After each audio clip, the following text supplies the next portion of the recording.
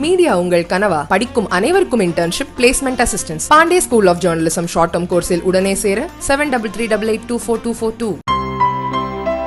இனிமே கண்ணை மூடிட்டு கடலை எண்ணெய் வாங்கலாம். ஏன்னா மந்த்ரா கடலை எண்ணெய் இதயத்தின் தயாரிப்பு.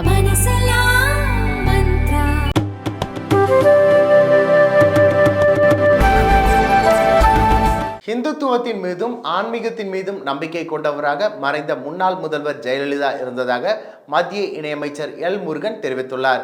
சென்னை விமான நிலையத்தில் இன்று செய்தியாளர்களை சந்தித்த அவர், எதிர்க்கட்சிகள் தேர்தல் தோல்வி பயத்தில் உள்ளன, ஏதாவது சொல்ல வேண்டும் என்பதற்காக எல்லா விஷயங்களிலும் கருத்து சொல்லக்கூடாது. பிரதமர் தியானத்தில் இருப்பதை யாராலும் தடுக்க முடியாது.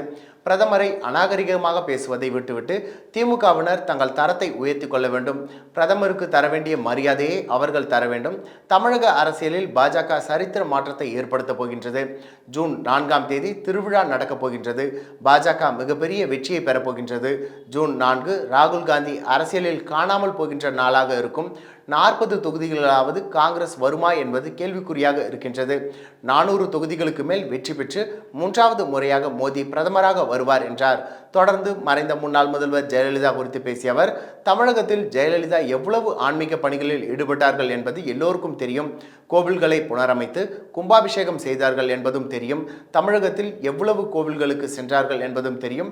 அயோத்தியில் ராமர் கோவில் கட்ட வேண்டும் என உறுதியாக இருந்தார். பொது சிவில் சட்டம் வேண்டும் என்று பேசியிருக்கிறார். 370வது பிரிவை எப்பொழுது நீக்கப் போகிறீர்கள் என்று கேட்டிருக்கிறார்.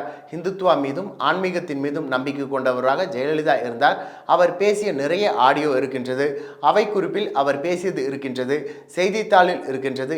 இதைவிட வேறு ஆதாரம் என்ன வேண்டும் என்று அமைச்சர் எல் முருகன் பதிலடி கொடுத்துள்ளார்.